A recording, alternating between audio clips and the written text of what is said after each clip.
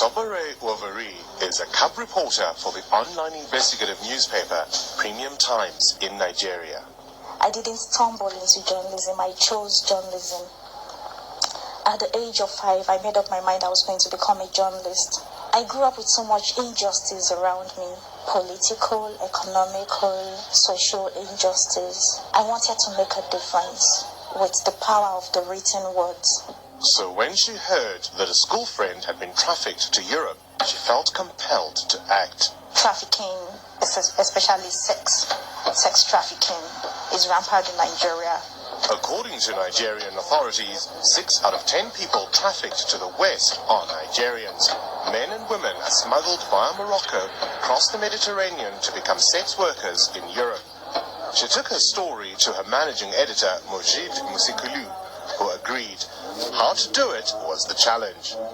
People have talked about how people are trafficked, but we just wanted to know the process. And to do that, Tobore would go undercover and approach a trafficking syndicate.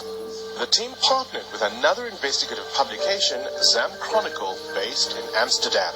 Manager Evelyn Groening was impressed by the gutsy young journalist. Many countries, especially in Nigeria, undercover is one of the few methods that you can use to actually get a true story out there. Because if you just ask for official papers or ask people for formal explanations of things, you hardly get anywhere. The team spent weeks planning for every eventuality. In all likelihood, Tobore would be smuggled across the border to neighboring Benin, often the first stop on the trafficking route. Nobody was actually planning on getting her trafficked to Italy or Egypt or wherever. After crossing the border, she finds a way to escape. That was what we thought. But first, Tobore needed to make contact with the traffickers. She spent 4 months pretending to be a prostitute. I knew I needed to win their trust first. I couldn't just walk up to them, hey, I want to be trafficked. No. How far did you go? I was always calling outrageous prices to clients who came my way. I was doing that deliberately just to get them disinterested in me. Tobore took us to the streets where she'd worked undercover. So how would they have reacted if they had known you were a journalist I would have undercover? been killed. I would have been killed. So every day, that's the risk you were taking? Yeah. Finally, one night she was invited to attend a party hosted by a member of the trafficking mafia. Here she made it known she was ready to move to the next level. In the underworld, they call it the next level. That I would like to move to the next level. I don't want to prostitute locally anymore.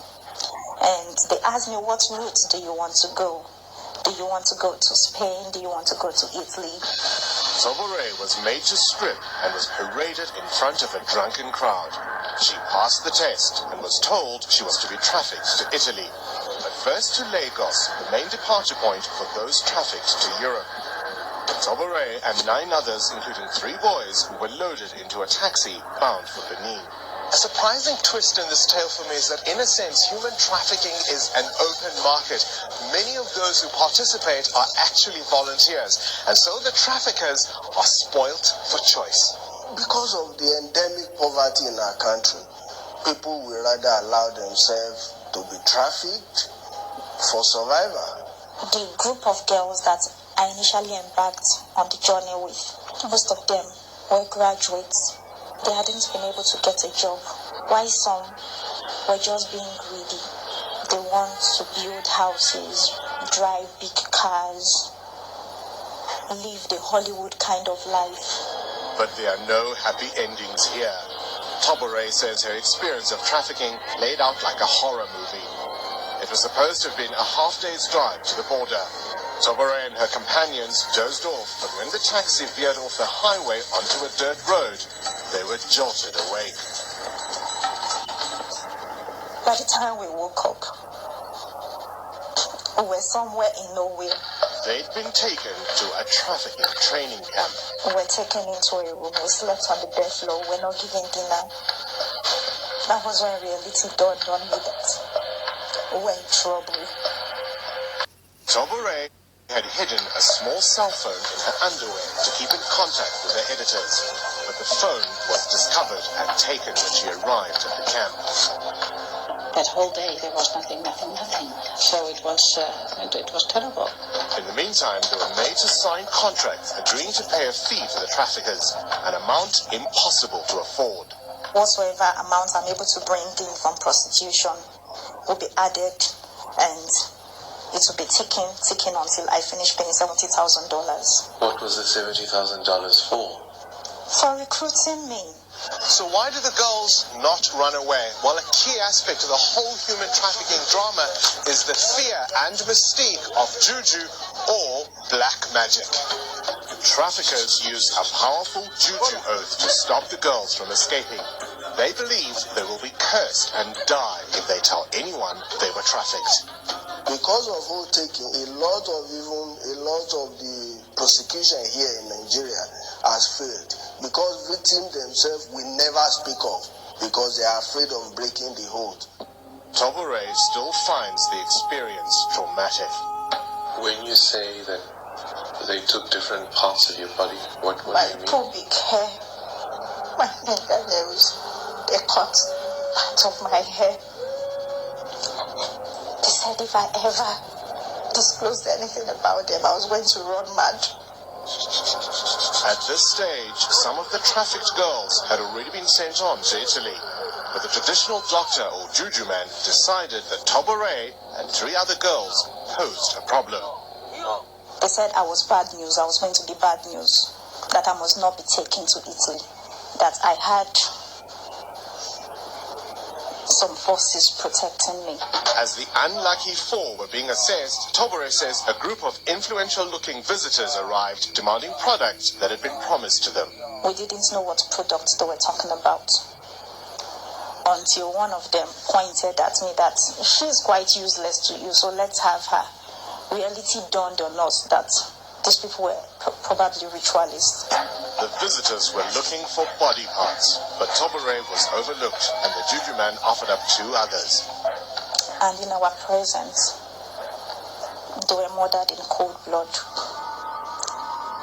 We were all screaming. How were they killed? They were beheaded in front of us. She remained in the camp for 2 more days and was beaten until the traffickers were satisfied the bad spirits had been driven out. She was then sent to Benin. NAPTIP is Nigeria's national agency for the prohibition of trafficking in persons.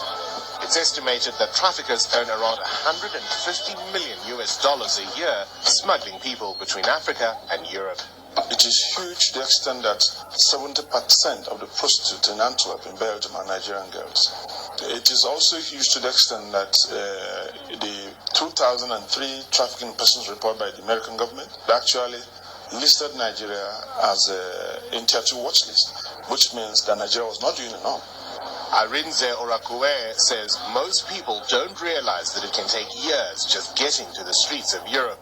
From Benin, they travel to Burkina Faso and then to Mali. Then they face a treacherous desert crossing to Morocco. Many of them will lose their lives. Or they will sell them to the gold diggers in the northern part of Mali. God will help me out so that I will live on my own. When I feel... How many people started the trip with you? How many people that start the trip is 150. And only 20 made it? Yes. The rest of them, they are gone. Already on the other side of the border, Tobore had entered human trafficking no man's land. She knew if she got her chance to escape, she'd have to take it, run, and not look back. When the traffickers made a bathroom stop at a Benin market, Tobore ran. An armed guard chased after her, but lost her in the crowds. But he had lost track of me because I wrapped my head. So at any moment, as you're looking, you're thinking, what if he comes in? What if he comes in? Yeah. Wow. Once she'd given her pursuer the slip, she got hold of her editors via a pre-arranged contact. Finally, the message from the woman in Benin came in. Hi, I'm with Tobore. Okay. Yeah. She looked absolutely like a ghost. It was terrible. The experience has left her on the edge. She's received death threats. Are you scared though? Scared of the traffickers? No. What are you scared of? They could get my family. NAPTIP are investigating her leads. Hopefully something will be done. Was it worth it? Yeah, I believe so. It was.